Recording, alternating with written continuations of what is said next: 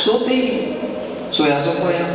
यानी वो एक तिहाई जिंदगी तो व्यर्थ गई, न इधर की न उधर की। योगी निरंतर जागते, कुछ पढ़ने लिखने में चली गई, कुछ नौकरी चाकरी करने में, गृहस्थी बाल गोपाल आगे वंश बढ़ाने में चली गई।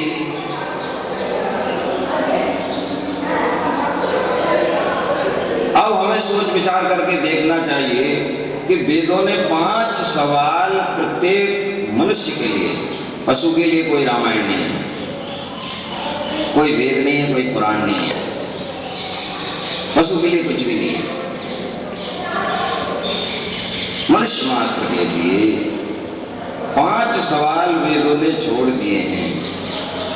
हम उनके बारे में यदि हम चिंतन करते हैं तो हमें समझना चाहिए कि हम अपने बारे में चिंतन करते हैं। 5 बात एक ही है, लेकिन 5 ढंग से कह रहे हैं। सबसे पहले तो प्रश्न करते हैं वेद कि हमें खुद अपने आप से प्रश्न करना चाहिए कि मैं कौन हूं।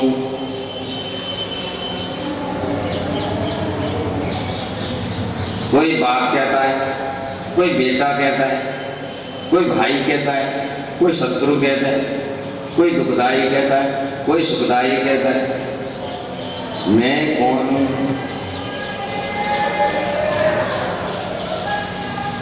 अरे साहब मैं ब्राह्मण हूं, ये मेरी जाति है, मैं नहीं हूं।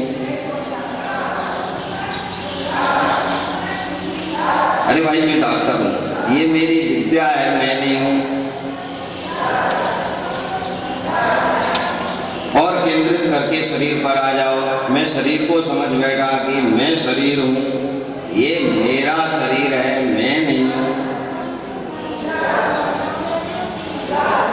अरे मन पर चले आओ, ये मेरा मन है, मैं नहीं हूं। ये मेरी बुद्धि है, ये मेरी आत्मा है,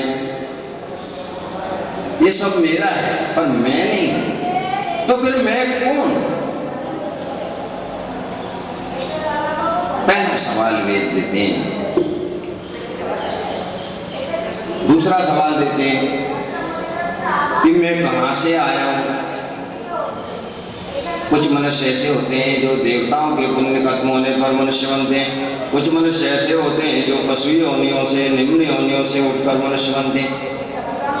मैं यदि नीचे से आया हूं तो कितनी गहरी खाई है समुद्र की, जरा नाप के देखो। हमारे नीचे 2 फुट पता नहीं क्या है, हमें पता नहीं। गोस्वामी जी महाराज कहते हैं कि मच्छर भी आसमान में उड़ते हैं, गरुड़ भी आसमान में उड़ते हैं, लौट के दोनों आते हैं। मच्छर से प्रश्न हुआ तुमने क्या जाना? बोले कुछ नहीं जाना, ये तो अनंत अपार है। गरुड़ से प्रश्न हुआ, बोले आप तो बड़ी तीव्रगामी हैं, आप उड़कर आए, आपने क्या जाना? बोले हमने कुछ नहीं जाना, ये तो अनंत अपार है। तो मैं कौन? कहां से फेंका गया हमें? फिर कहां जाना है?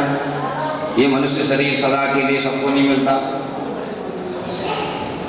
एक निश्चित समय है, एक एक सांस खत्म करते हुए हम मृत्यु के समीप पहुंच रहे हैं। मृत्यु क्या, उसके बाद हमें कहां जाना है? फिर तीसरा सवाल होने पर चौथा सवाल वेद देते हैं कि ईश्वर कौन है। 3 सवाल यदि हमने जान लिए तो चौथे सवाल को फिर जानने की आवश्यकता पड़ती है कि ईश्वर कौन है। जिसकी इच्छा से सूरज उग रहा है, जिसकी इच्छा से हवा चल रही है, जिसकी इच्छा से नदी बह रही है, अपने आप सब कुछ होता जा रहा है। बालक से जवान अपने आप हो जाता है, जवान से बुढ़ा भी अपने आप हो जाता है, बुढ़े से अपने आप मर जाता है। इसमें किसी का कोई बस नहीं है, अपने आप हो रहा है। तो वो ईश्वर कौन है? ये चौथा सवाल है वेद का। प्रत्येक मनुष्य आत्मचिंतन करता हुआ विचार करे। यदि उसकी बुद्धि ये मान ले कि हाँ ईश्वर है, तो फिर उस ईश्वर से हमारा रिश्ता नाता क्या है?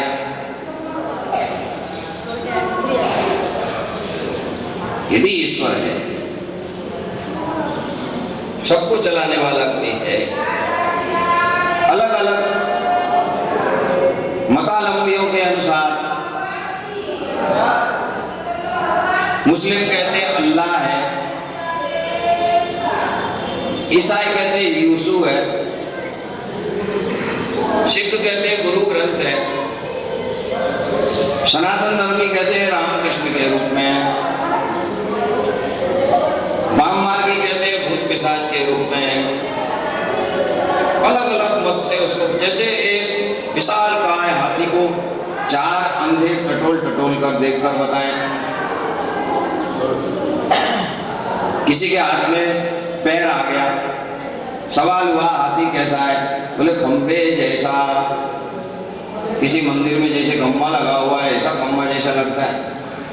किसी के हाथ में पूंछ आ गई, उससे पूछा गया भाई हाथी कैसा है, बोले झाड़ू जैसा। किसी के हाथ में कान आ गया, उससे पूछा गया भैया हाथी कैसा है, बोले सूप जैसा। तो उसकी गति को आज तक कोई नहीं बता सका, कभी नहीं बता सका, क्योंकि जिस दिन ये रहस्य मिल जाएगा उस दिन ये प्रकृति रसातल पे चली जाएगी। सब कुछ उसकी इच्छा पर चल रहा है। ऐसा पर्दा विचित्र है कि सामने आता भी नहीं है और साफ छिपता भी नहीं है, चिपता भी नहीं, अपनी सत्ता को हर किसी को बराबर दिखाए रखता है। मैं हूं, कितना भी भटक ले इस संसार में, जैसे वायु कितनी भी तेजी से चले, कितनी भी तेजी से क्यों न चले, रहेगी आसमान के भीतर, बाहर कहां निकल जाएगी। उसी तरह के जीवात्मा कितना भी विषयों में दसों दिशाओं में क्यों न भटकता रहे, रहेगा कहां। उसी परमात्मा का समुद्र और लहर देखने में दो है, सुनने में दो है, बोलने में दो है। कहते हैं ये समुद्र के पास जा रहे हैं, फिर देखकर कहते हैं तो लहर उठ रही है, दिख रही है, सुन भी रहे हैं, बोल भी रहे हैं उसके बारे में। अब यथार्थ रूप से देखा जाए तो समुद्र और लहर में अलग अलग क्या है, लहर नाम बदल गया, तत्वतः यदि देखा जाए तो उसमें बूंद बूंद जल ही है। देखने में कुछ भिन्नता सी भास रही है,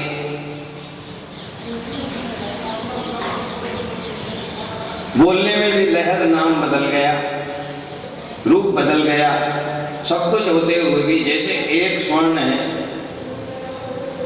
किसी ने कान का कुंडल बना लिया,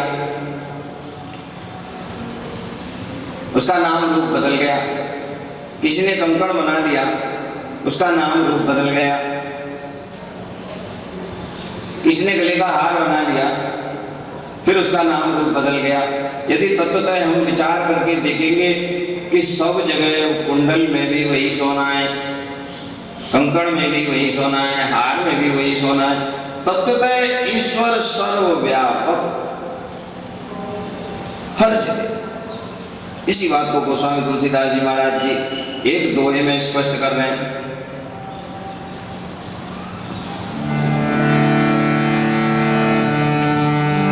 सम प्रकाश तम पाक दुहु,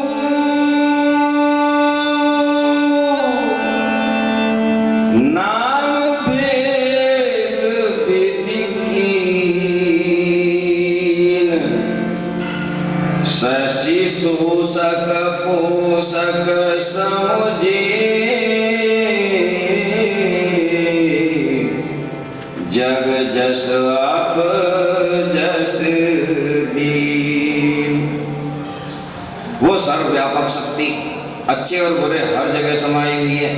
जैसे सम प्रकाश तम पाक दूर, एक एक शब्द का विश्लेषण करके मैं आगे बढ़ता चला जा रहा हूं। रामचरितमानस अथवा राम की कथा ऐसी नहीं है जो हम और आप दोनों में से कोई भी नहीं जानते हो। आप भी जानते हैं राम जी अयोध्या में पैदा हुए, लेकिन उन चरित्र में एक एक शब्द पर यदि हम विश्लेषण करते हुए आगे बढ़ेंगे तो इस समाज का, मनुष्य जीवन का, जो मेरे प्रभु मनुष्य जीवन लेकर आए थे, जो मर्यादा उन्होंने स्थापित की, उस मर्यादा के अनुसार यदि एक बात मानकर भी कोई मनुष्य आगे चलता है तो वो क्रम से बढ़ते हुए श्री राम की ओर आगे बढ़ जाता है। मैं नहीं कहता, देखिए रामचरितमानस कह रही है जिसका अक्षर से सत्य है। क्या कह रहे हैं? सम माने बराबर, सम प्रकाश तम, यानी प्रकाश और अंधकार दोनों बराबर रूप से होने पर भी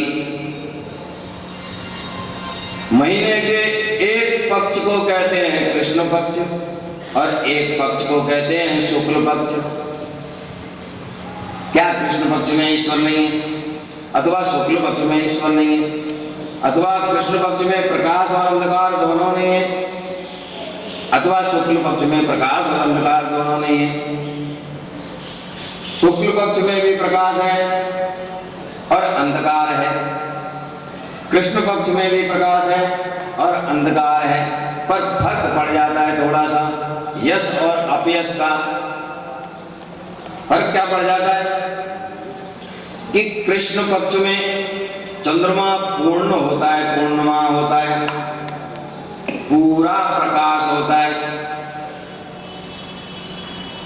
लेकिन परिवार को थोड़ा सा कम हो जाता है, फिर दूज को और थोड़ा कम हो जाता है, 30 चौथ और 14 अमावस आते आते तक पूरा प्रकाश खत्म हो जाता है। इसके ठीक विपरीत शुक्ल पक्ष में क्या होता है?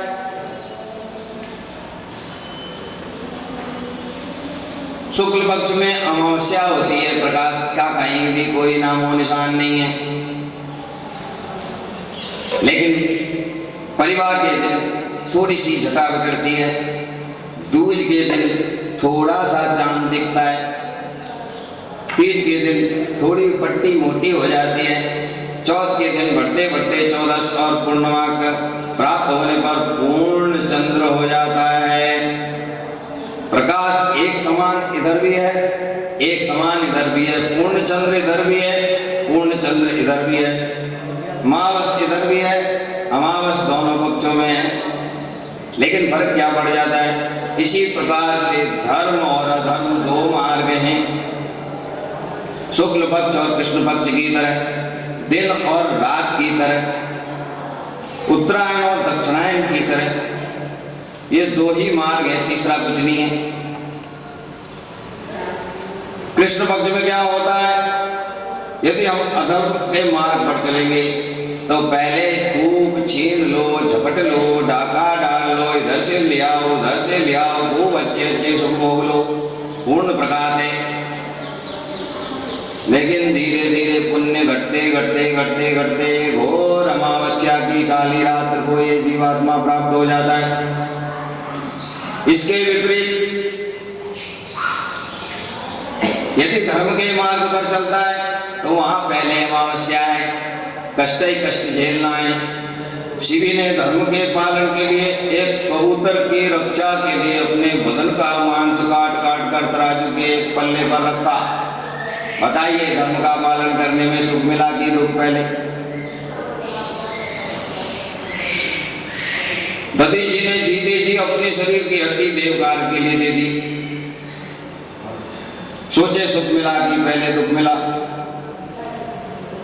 धर्म का पालन करने में दुख है, लेकिन परिणाम उसका पूर्णिमा है, परमानंद की प्राप्ति है, फिर वहां दुख की कोई कल्पना ही नहीं है। धर्मो रक्षति रक्षता, यदि हम धर्म का पालन करेंगे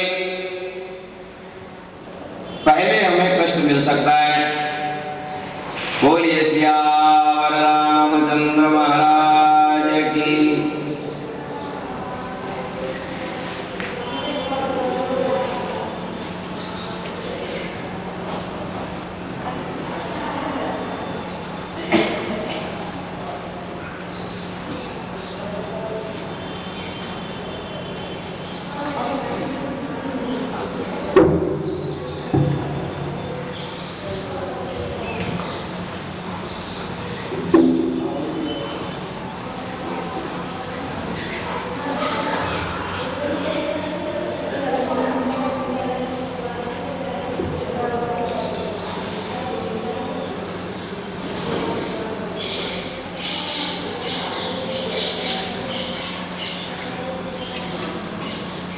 तो सत्संग प्रेमी हूं, मैं आपसे निवेदन कर रहा था कि सम प्रकाश तम पाक दो नाम भेद विधि की शशि शोषक पोषक समुझी जग जस अप जस दीन। एक समान प्रकाश और अंधकार होते हुए भी एक को कृष्ण पक्ष कहते हैं, एक को शुक्ल पक्ष कहते हैं। कृष्ण पक्ष में भी पूर्ण चंद्र और क्षीण चंद्र है, शुक्ल पक्ष में भी क्षीण चंद्र और पूर्ण चंद्र है, लेकिन फर्क है, वहां पहले पूर्ण चंद्र है, कृष्ण पक्ष में पहले पूर्ण चंद्र है, लेकिन क्रमशः धीरे धीरे पुण्य घटते घटते क्षीणता को प्राप्त होते होते अमावस की घोर रात्रि को प्राप्त हो जाता है जीवात्मा। लेकिन इसके विपरीत यदि शुक्ल पक्ष की ओर कदम रखता है तो पहले वहां अमावस की घोर अंधकार रात्रि है, प्रकाश का कहीं भी नामो निशान नहीं है, लेकिन क्रमशः एक एक दिन बढ़ते हुए द्वितीया का चांद तृतीया का चांद बढ़ते बढ़ते पूर्णिमा को प्राप्त होता है। अर्थात धर्म के मार्ग पर जब कोई जीवात्मा पैर रखता है, मैंने अभी आपसे निवेदन किया कि ये वेद पुराण रामायण इतिहास सब मनुष्यों के लिए है, पशु के लिए एक भी शब्द नहीं है। इसकी मनुष्यता भीतर जागी हुई है, यदि पकड़ ले तो राम के आचरण में से एक शब्द पकड़ के भी केवल 3 बार महात्मा गांधी ने रामचरितमानस की पकड़ी। क्या पकड़ी कि धर्म न दूसर सत्य समाना, आगम निगम पुराण बखाना। उन्होंने पकड़ लिया सत्य ही धर्म है। और बोले परम धर्म क्या है? बोले परम धर्म श्रुति विदित अहिंसा। दूसरा मार्ग पकड़ लिया अहिंसा। फिर परोपकार वचन मन काया, संत सहज स्वभाव खगराया। संत और असंतन में एक ही फर्क है, जो स्व के लिए जीता है वो असंत है, जो पर के लिए जीता है वो संत है।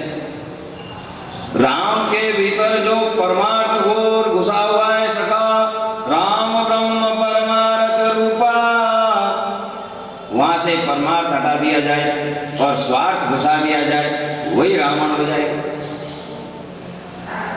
रावण के भीतर स्वार्थ घुसा हुआ है, वो स्वार्थ निकाल के यदि राम का परमार्थ घुसा दिया जाए, वही राम हो जाएगा। अर्थात परमार्थ स्वरूप क्या है? बोले श्री राम का स्वरूप है। स्वार्थ स्वरूप क्या है? ये रावण का स्वरूप है। स्वार्थवश जीवात्मा